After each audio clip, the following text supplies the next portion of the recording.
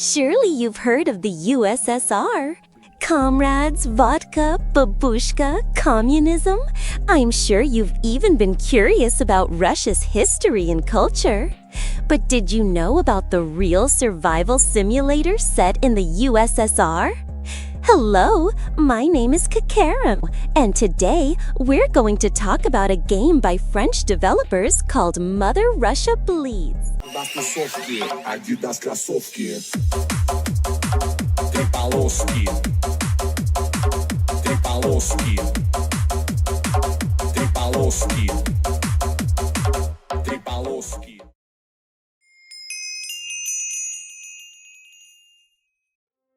It starts like the plot of a romantic drama series. All of this takes place in the USSR in the late 1980s. Our protagonist is a street fighter, brawling with common Gopnik thugs, drug-addicted prostitutes, and homeless drunks over a bottle of vodka. The twist happens when our character, I chose Boris,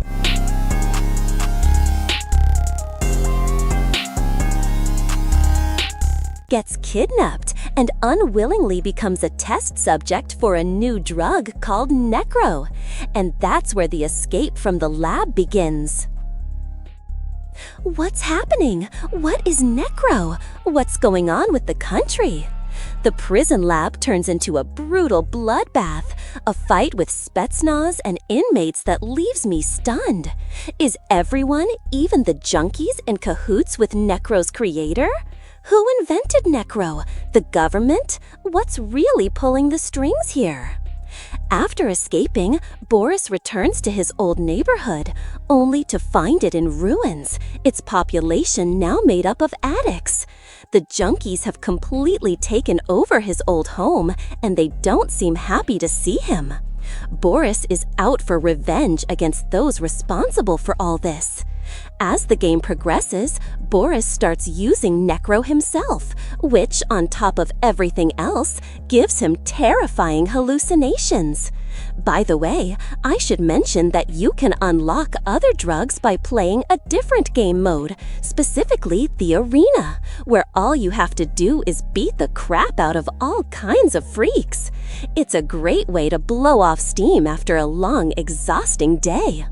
Personally, this game really helped me after my breakup with my boyfriend.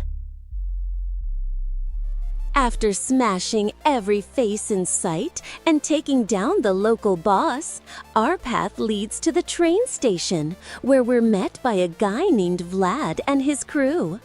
During the conversation, we learn that this lab is state-funded, which makes perfect sense since it was hidden under a prison, and prisons are government facilities. Turns out, these guys are revolutionaries planning a coup. But don't worry, they're on our side. After all, we also want to clean up this mess and tear down the system that turned the country into this hellhole. Once again, during the conversation, we learn, oh my God, the important people behind all this are living it up in some fancy neighborhood in their mansions. And guess what? That's exactly where we're headed next, by train. And of course, the train ride turns into an all-out brawl. Inside the train, on the roof, where else would it happen? After our little trip ends and we finally reach our destination, we head to a club. But not just any club, a BDSM LGBT strip gay club. Call it whatever you want, I don't know the difference, and I'm not part of the LGBT community myself. But I'll admit, the place had its charm precisely because it was so bizarre to me. What can I say? I'm just a regular homebody girl who rarely leaves the house. I won't bother describing the place, I'll just show you.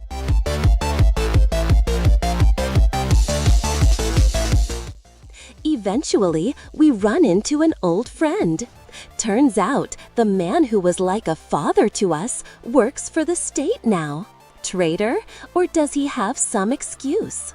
Mikhail, that's our so-called father, unleashes some BDSM dogs, and suddenly we're thrown into a boss fight. The game got confusing at this point. Why did we even go to that club? Maybe it was all the shock and absurd fun I had there, lol. But we decide to head to the main square. What if Vlad is there? On the way, we run into the riot cops. We tell them we didn't want to fight, but they left us no choice. After the bloodbath, we spot a little boy who says his mom, the revolutionaries, and Vlad are all at the square. He leads us there. Vlad explains that the soldiers went rogue, opened fire on civilians, and now all hell's breaking loose. Protesters are marching toward the government building, but there's a problem. The army cut off access to the bridge, deployed armored vehicles, and set up a kill zone.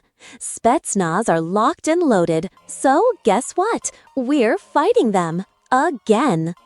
Along the way, we meet 3 girls who help us take on the Spec Ops. Then, back to the grind, more brawls, explosions, and rivers of blood. After the bloodbath, we finally reach the government building, only to be greeted by drugged-up guards. Naturally, we smash through them, fight our way inside, and there we find Mikolai, missing an arm. He begs us to turn back, saying they cut off his hand as punishment for our sins. Turns out, the important people were expecting us. They led us to an arena where, of course, we slaughtered everyone, even the final boss, a bear named Masha. They didn't see that coming. They thought the crowd, the dogs, and Masha would finish us off, but nothing breaks us. We storm the government building, leave no one alive, and then the hallucinations hit. A skeletal figure appears, the ultimate manifestation of the necro drug. This boss fight felt straight out of Undertale, and then it's over. 2 endings await. 1. The bad ending. We overdose, dying by our own hand. Vlad appears, thanks us, and admits he knew this would happen. He used us because no one else could have brought peace to the country. He apologizes and says goodbye. 2. The good ending. Only achievable if you resist using Necro during the skeleton fight. We share a quiet moment with Vlad, then step outside to find a statue in our honor. We're forever remembered as heroes of the USSR. And that's it, folks. Thanks for watching till the end. Drop comments with game suggestions for my next deep dive review. Want to support me? Check my boosty. Follow my Instagram and Telegram. All links are in the description. Don't forget to like, subscribe, and smash that notification bell. See you later!